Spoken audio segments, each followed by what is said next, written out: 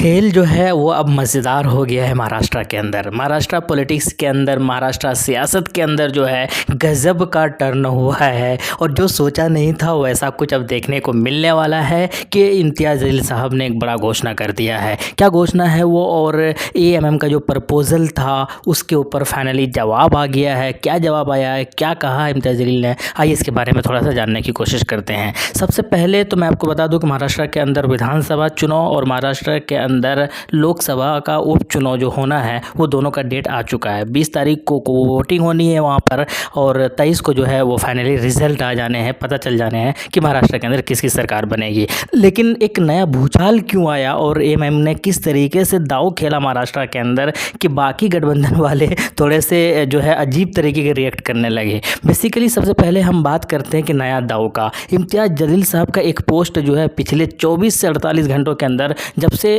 लोकसभा उपचुनाव का जो घोषणा हुआ था महाराष्ट्र के अंदर, इकलौता सीट पर वहाँ पर लोकसभा का उपचुनाव होना है, एमपी सीट पर उपचुनाव होना है और वो है नांदेड़ लोकसभा जो है वो सीट है। तो जिस वक्त से वहाँ पर घोषणा हुआ उस वक्त से एक जो पोस्ट जो है वो खूब वायरल हो रहा था, खूब सर्कुलेट हो रहा था सोशल मीडिया पर कि भाई इम्तियाज़ जलील साहब नांदेड़ से जो है लोकसभा चुनाव लड़ने जा रहे हैं और ये खूब सर्कुलेट हो रहा था। लेकिन इसके ऊपर जो है यकीन करना थोड़ा सा मुश्किल हो रहा था, कंफर्मेशन नहीं था ऑफिशियली। इसकी वजह से बहुत सारे लोग डाउट में थे क्या ये खबर सच है या झूठ है, क्योंकि इस तरीके की खबरें सोशल मीडिया पर काफ़ी ज़्यादा उछाली जाती है। तो फाइनली इम्तियाज़ जलील साहब ने घोषणा कर दिया है कि जी हाँ, ये खबर बिल्कुल सच है और नांदेड़ के लोग जो है ये चाहते हैं कि इम्तियाज़ जलील साहब यहाँ से लोकसभा सीट पर या उपचुनाव जो होने वाला है लोकसभा का, ये एमपी का ये जो सीट है, जहाँ नांदेड़ का जो लोकसभा सीट है वहाँ से जो पहले कांग्रेस के जीते हुए थे 2024 के अंदर जब रिजल्ट आया था और उसके बाद कांग्रेस के जो उम्मीदवार थे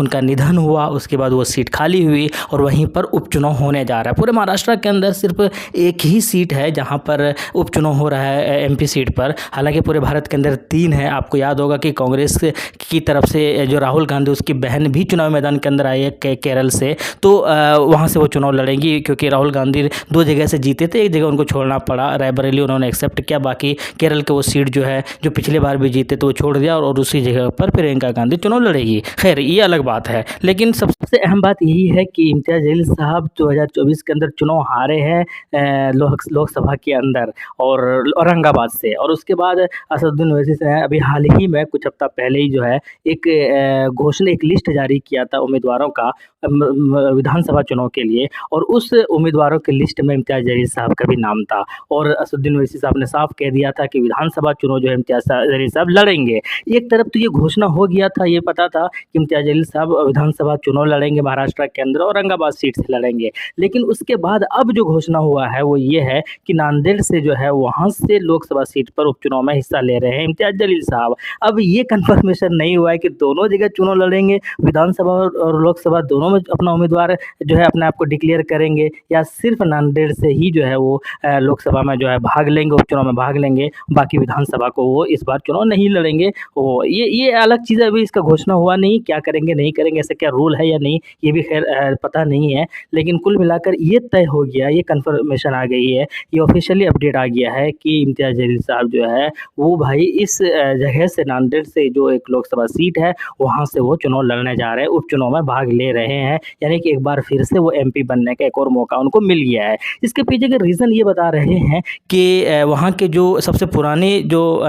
वो कार्यकर्ता है वो नांदेड़ से ही है, वहाँ पर ही बहुत सारे जो है स्टार्टिंग में महाराष्ट्र के अंदर जो कॉर्पोरेटर्स जीत कर आए थे, बहुत प्यार मिला था मुझे, वहाँ पर बहुत ज़्यादा लोगों ने ज़िद किया, रिक्वेस्ट किया, इसी वजह से मजबूरन उन लोगों के लिए उनको हाँ भरना पड़ा और वहाँ से हम चुनाव लड़ रहे हैं, ऐसा कुछ इम्तियाज़ जलील साहब ने कहा है। लेकिन बात यह है कि जब उनसे ये पूछा गया कि विधानसभा में आपने जो गठबंधन को यानी एमवीए को जो गठबंधन करने के लिए रिक्वेस्ट भेजा था, प्रपोजल भेजा था, उसका क्या हुआ, तो उसके बाद उन्होंने कहा है कि भाई उसकी हमने तो कांग्रेस को भी प्रपोजल भेजा लेकिन उधर से कोई रिस्पांस आ ही नहीं रहा है, वो लोग बिल्कुल खामोश है, किसी तरह कोई जवाब दे नहीं रहा है, इससे साफ पता चल रहा है कि वो लोग गठबंधन करने के मूड में है नहीं। लेकिन अब चूंकि जो सीट पर कांग्रेस के उम्मीदवार थे और वहाँ पर जिस सीट से वो लोकसभा में जीते हुए थे और जिस सीट से वो जीत कर जो है लोकसभा पहुँचे थे, वो सीट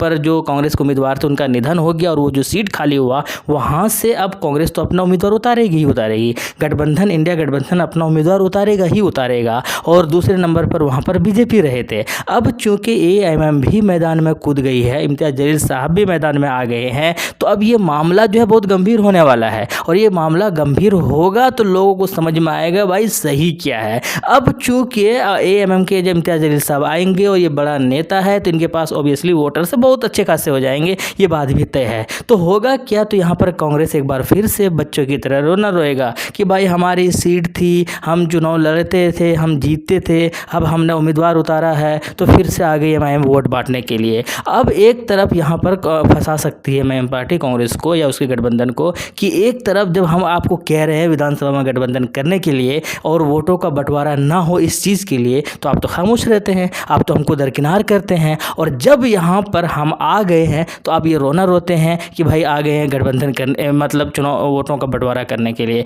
तो अब एक ही ऑप्शन है आपके पास, या तो हमारे साथ गठबंधन कर लीजिए और उसके इवज में ये होगा कि हम चुनाव नहीं लड़ेंगे। एमआईएम पार्टी का ये बिल्कुल क्लियर होने वाला है कि भाई या तो हमें महाराष्ट्र चुनाव में गठबंधन कर लीजिए और हम जो है इस लोकसभा का जो उपचुनाव होने वाला है यहाँ पर हम भाई अपना उम्मीदवार जो है वापस ले लेंगे, और होगा क्या कि आप भी ये सीट निकाल सकते हैं, लोकसभा पहुँच सकते हैं। कांग्रेस के सामने ये ऑप्शन रखा जाएगा। वरना अगर आप हमें विधानसभा में हिस्सेदारी नहीं देना चाहते हैं, हमारे साथ गठबंधन नहीं करना चाहते हैं, तो फिर ये है कि आप अपना चुनाव लड़िए, हमें अपना चुनाव लड़ने दीजिए, और नतीजा क्या होगा कि विधानसभा में भी कांग्रेस अपना हाथ जो है वो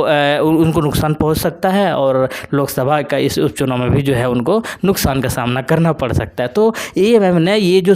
खेल चला है या उन खेल जो रचा है वो वाकई बहुत अच्छा लगा, मुझे बहुत शानदार लगा कि इस तरीके से फंसाया गठबंधन को कि अब उनके पास ऑप्शन ज़्यादा रह नहीं गया है। अब वो या तो लोकसभा की सीट हारेंगे एमआईएम की वजह से, और हारने से क्या फ़र्क पड़ता है एमआईएम को, या फिर वो जो है विधानसभा में गठबंधन करेगा तो फिर वो लोकसभा में इम्तियाज़ जलील साहब अपना चुनाव में जो नाम है वो वापस ले लेंगे और विधानसभा में चुनाव लड़ेंगे मिलजुल कर, तो यहाँ पर एमआईएम को फ़ायदा हो सकता है। तो खैर ये चीज़ें हैं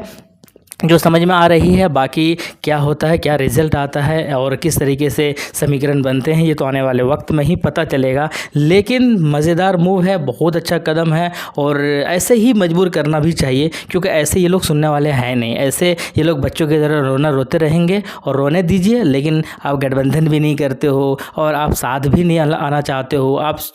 जो साथ लाना भी नहीं चाहते हो, और चाहते हो कि भाई ये चुनाव ही न लड़े, तो ये ऐसा थोड़ी ना होता है। अब मतलब आपका मतलब इंडिया गठबंधन या जिस तरह के जितने भी सेकुलर दल है वो सिर्फ यही चाहती है कि ये लोग चुनाव लड़े ही नहीं, ये लोग सब मिलजुल कर वोट दे बस। आज क्या हुआ उत्तर प्रदेश के अंदर, बहराइच के अंदर मार दिया गया उनको इनकाउंटर में। खैर ये सारी चीज़ें हैं आपके सामने हैं, और बाकी आप चीज़ बताइएगा कमेंट बॉक्स में कैसा रहा, ये कमेंट बॉक्स में बताइएगा ज़रूर।